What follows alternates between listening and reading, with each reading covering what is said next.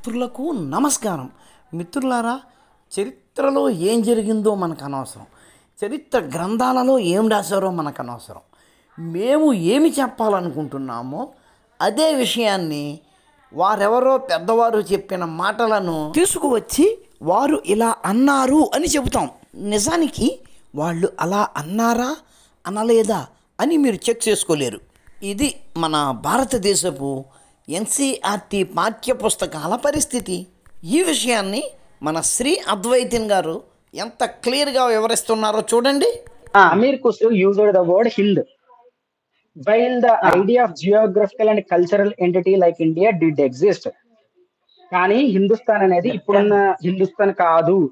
అమీర్ ఖుస్రో హింద్ అనే పదం యూజ్ చేస్తే ఇప్పుడున్న హిందుస్థాన్ కాదు అని చెప్పి అమీర్ ఖుస్రో కోట్ చేసింది ఇక్కడ మన ఎన్సీఆర్టీ. అమీర్ ఖుస్రో ఏం చెప్తున్నాడో చూద్దాం అండి. As I was Born in Hind, I may be allowed to say a word representing its languages. నేను కనుక హిందుస్థాన్ లో పుడితే నేను ఒక మాట చెప్తాను. ఆ యొక్క లాంగ్వేజ్, అక్కడ ఉన్న లాంగ్వేజ్ గురించి నేను గొప్పగా చెప్తాను. There is at this time in every province a language peculiar to itself and not borrowed from another. ఎందుకంటే లాంగ్వేజ్ గురించి గొప్పగా ఎందుకు చెప్తాడట ఆయన? ఎందుకంటే ప్రతి ప్రావిన్స్ లోను, అంటే ప్రతి రాజ్యంలోనూ ఒక లాంగ్వేజ్ ఉపయోగించేవారు. దేనికైతే స్వతంత్రం, ఇంకొక దాని నుంచి అరుగు తెచ్చుకున్నది లేకపోతే ఇంకో దాని నుంచి బరో చేసింది మాత్రం లాంగ్వేజ్ కాదు. ఏంటి ఆ లాంగ్వేజ్? ఇక్కడ యూజ్ చేసిన లాంగ్వేజ్ ఏంటంటే Sindhi, Lahori, Kashmiri, the language of Dugar, Dhur Samundar, Tilang, Gujarat, Mabar, Gaur, Bengal, Awadh, Delhi and its environs. All these are all language of Hind, ఇక్కడ మాట్లాడే భాషలు అనమాట.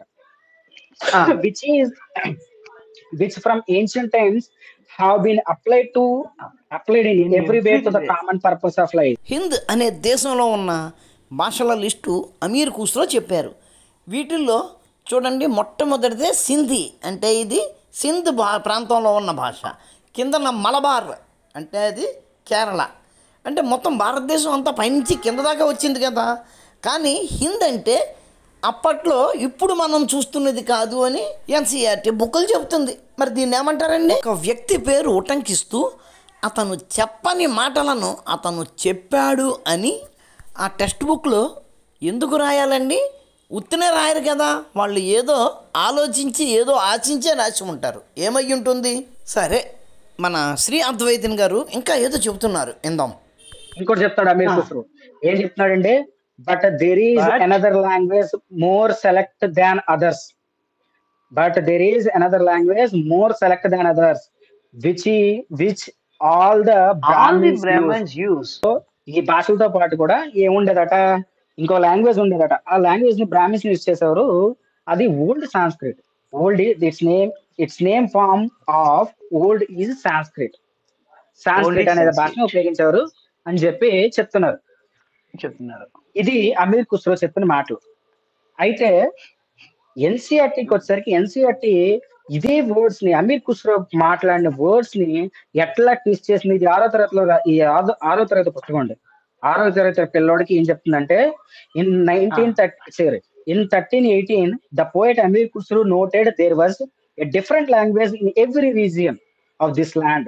Sindhi, Lahori, Kashmiri, Dwara Samudri in southern Karnataka, Telangana in Andhra Pradesh, Gujari, Malabari in Tamil Nadu, Gauri in Bengal, Awadh in eastern Uttar Pradesh and Hindavi in the area around Delhi.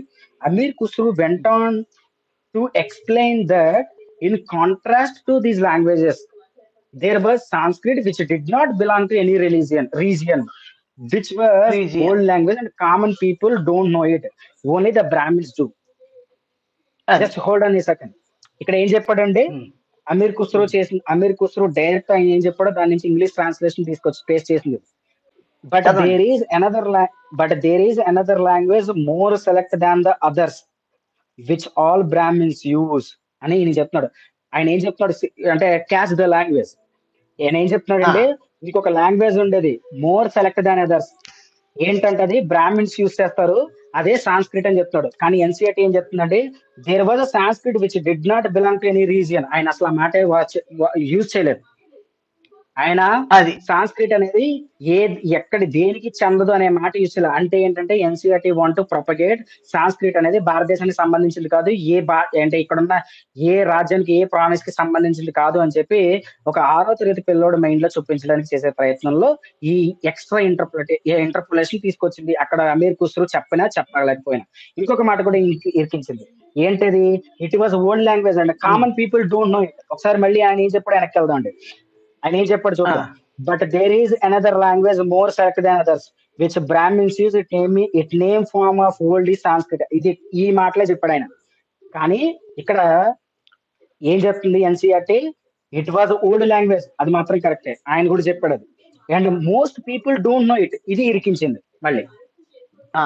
Only the Brahmins to అంటే ఎన్సీఆర్టీ ఏం చెప్పడానికి ప్రయత్నిస్తుందంటే normal people ఎవరికి సాంస్క్రిట్ తెలీదు, only Brahmins కి తెలుసు. అమీర్ ఖుస్రో ఏం చెప్పాడు? బ్రాహ్మిన్స్ అందరూ యూజ్ చేస్తారు అన్నాడు. అంటే ఏంటంటే బ్రాహ్మిన్స్ యూజ్ చేసినంత మాత్రం మిగతా పీపుల్ యూజ్ చేయరు అని ఆయన ఎక్కడ చెప్పాల.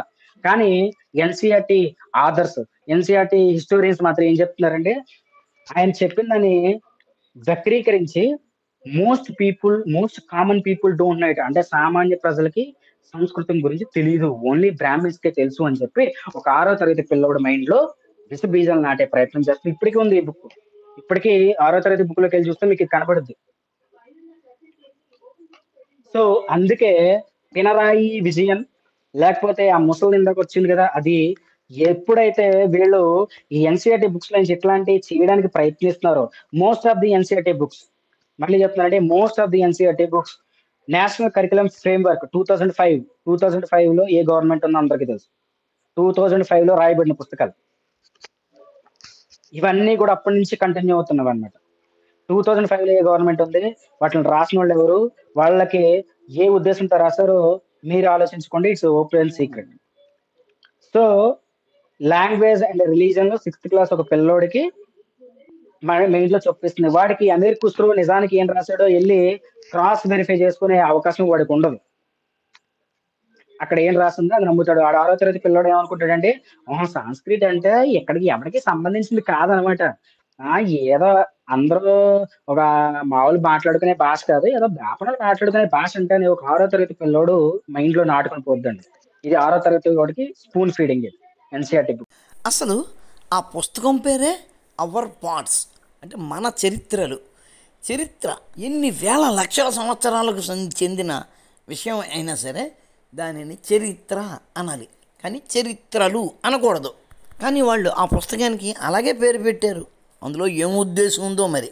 సంస్కృతాన్ని బ్రాహ్మణులు మాట్లాడతారు అంటే అర్థం వాళ్ళు ఒక్కలే మాట్లాడతారని కాదు కదా, వేరే వాళ్ళు కూడా మాట్లాడచ్చు అని. కానీ మిగిలిన వారు మాట్లాడే భాష కాదు అని అంత క్లియర్గా ఆ పుస్తకం చెప్పేస్తుంది. మరి వాల్మీకి ఎవరండి? అతను బ్రాహ్మణుడు కాదు కదా, అతను రామాయణాన్ని సంస్కృతంలోనే రాశాడు కదా. చరిత్రలో ఏది జరిగిందో మాకు అనవసరం, చరిత్రకారులు ఏమి రాశారు కూడా మాకు అనవసరం. ఆ చరిత్రకారులు రాసిన పుస్తకాలను తీసుకొచ్చి అందులో వారు రాసిన దానికి భిన్నంగా మేము పాఠ్య పుస్తకాలలో ఎక్స్పోజ్ చేయగలం. ఈ చెత్తను సవరించడానికి ఇప్పుడు ప్రయత్నిస్తే గనక మొత్తం ఈ కుక్కలన్నీ రోడ్డు మీదకి వచ్చేసి అల్లరి చేస్తాయి. మేము ఎంతో కష్టపడి ఆ చరిత్రను వక్రీకరించాం, పిల్లలకు నువ్వు దానిని నేర్పకుండా కొత్తది తయారు చేస్తావా అని అల్లరి చేస్తాయి. అంతేకాదండి, ఒక ఆయన కూతుర్ని పెళ్లి చేసుకున్నాడు కదా, అదే పెంచుకున్న కూతుర్ని పెళ్లి చేసుకున్నాడు కదా, ఆ మహానుభావుడు హిందూ సంస్కృతి గురించి చెబితే దానిని వాళ్ళు పిల్లలకు చెబుతున్నారు. అంటే దొంగోడు చెప్పిన మాటలనే చట్టంగా తయారు చేసేశారు. ఆ విషయం గురించి మళ్ళీ ఎప్పుడైనా చర్చించుకుందాం. ఉంటాను. నమస్కారం. అతోన్మాదంపై రామబాణం.